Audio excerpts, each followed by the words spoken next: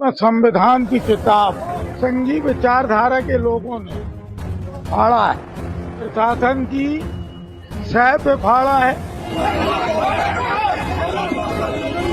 माहौल बनाने वाले लोगों को खदेड़ा जा रहा है। जी हाँ, विश्व हिंदू परिषद और बजरंग दल अलग अलग नहीं, एक साथ एक ही जगह दोनों को दौड़ा दौड़ा कर कूटा गया। जी हाँ, उनके कार्यकर्ता पहुंचे थे।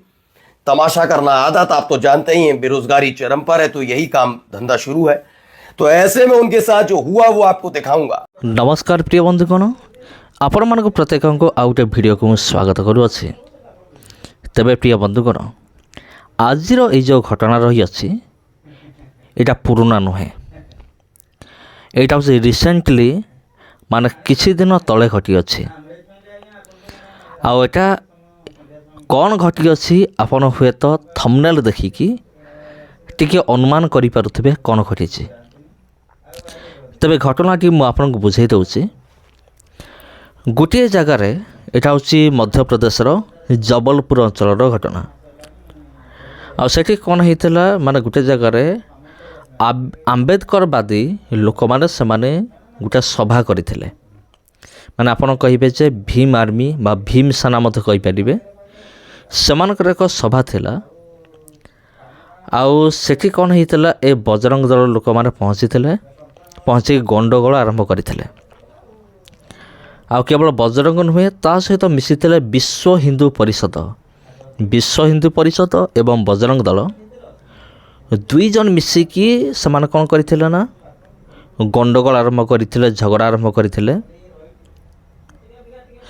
तेबे प्रिय बंधुगण, आपण तो जानती बजरंग दल लोक माने बजरंग दलर गुंडा माने एमाने जोठी ना सेठी माने पशिजिबे, से चर्च हो मस्जिद हो।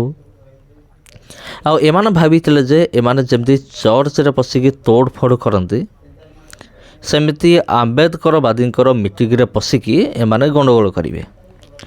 किंतु प्रिय बंधुगण, आंबेडकरवादी माने एमिति पिटा पिटिले एमानकु, माने एमिति एमानकु माड़ देले, माने मु तो भाबुची एमाने जीवन सारा केबे भूलिबे नाही।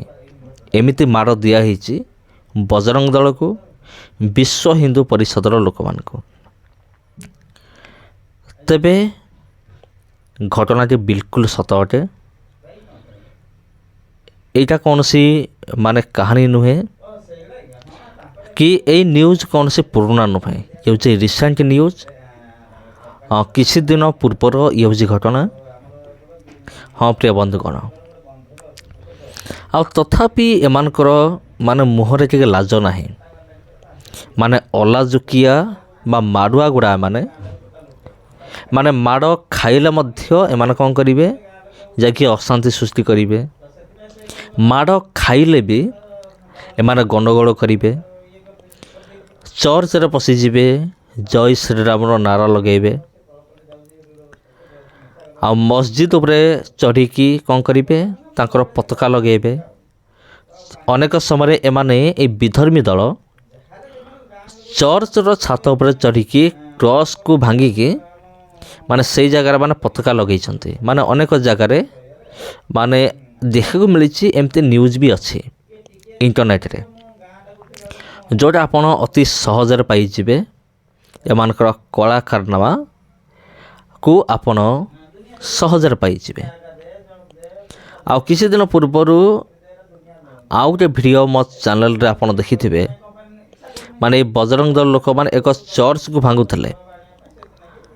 आउ सही समय पुलिस आसिला, एमान को निर्घातिया एमान को माड़ देला बजरंग दल को।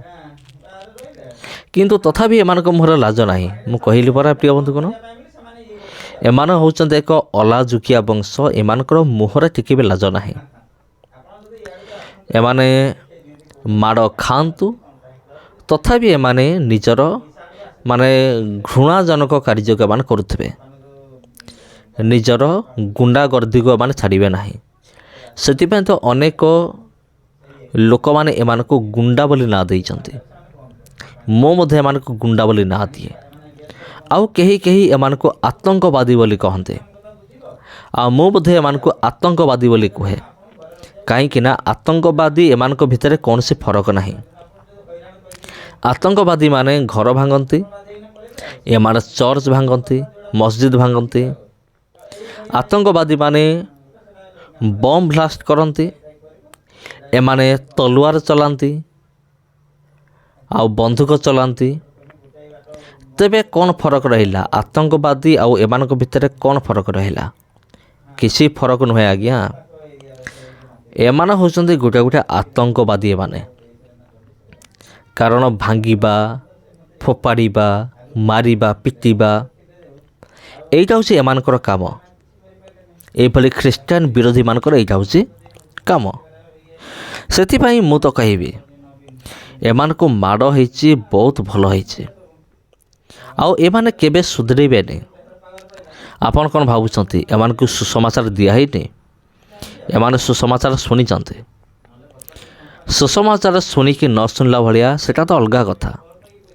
କିନ୍ତୁ ଯଦି ଏମାନେ ସବୁକିଛି ଜାଣି ଶୁଣିକି ଖ୍ରୀଷ୍ଟିଆନିଟି ବିଷୟରେ ଦାଦାଗିରି ଦେଖାଇବେ, ହେଲେ ଏମାନଙ୍କୁ ଏମିତି ଉତ୍ତମ ମଧ୍ୟମମାନଙ୍କୁ ଦରକାର। ତେବେ ଯେଉଁମାନେ କି ଉତ୍ତମ ମଧ୍ୟମ ଦେଇଛନ୍ତି ବହୁତ ଭଲ କରିଛନ୍ତି। ଆଉ ପ୍ରିୟ ବନ୍ଧୁଗଣ, এই ଭିଡ଼ିଓରୁ ଆପଣ କ'ଣ ଜାଣୁଛନ୍ତି କମେଣ୍ଟ କରନ୍ତୁ ଏବଂ ଏଇଭଳି ବିଧର୍ମୀ ଦଳ ବିରୁଦ୍ଧରେ ଏମାନଙ୍କୁ ନେଇକି ଆପଣଙ୍କର ମତାମତ କ'ଣ କମେଣ୍ଟ ବକ୍ସରେ ଆପଣ कमेंट करके निश्चित भाव में जनातु। धन्यवाद। शुरुआत इस वीडियो के साथ करने जा रहा हूं। ये वीडियो देखिए क्या हो रहा है।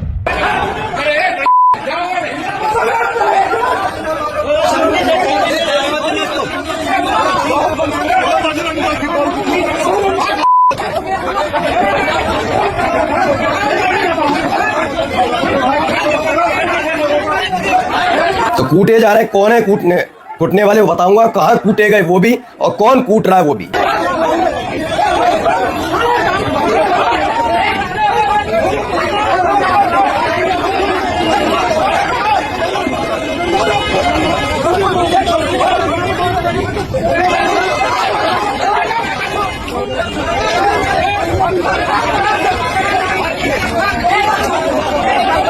तो ये खबर है, बहुत बुरा हुआ बजरंग दल के इन लड़कों के साथ बहुत पीटे गए। तब दावा ये भी था इससे पहले कि विश्व हिंदू परिषद के लोग भी पहुंचे थे मध्य प्रदेश के जबलपुर में। मध्य प्रदेश बीजेपी शासित राज्य, वहां पर मध्य प्रदेश के जबलपुर में आयोजित अंबेडकर साहब के कार्यक्रम में बजरंग दल के तमाम लोग खलर डालने पहुंचे थे, लेकिन मामला उल्टा हो गया। दौड़ा दौड़ा कर पिटाई कर दी गई, इन्हें दौड़ा दौड़ा कर पीटा गया। और उसके बाद अब जाकर चिल्लाने लगे, भैया ये तो मॉब लिंचिंग हो गई, मॉब लिंचिंग हो गई, मॉब लिंचिंग हो गई।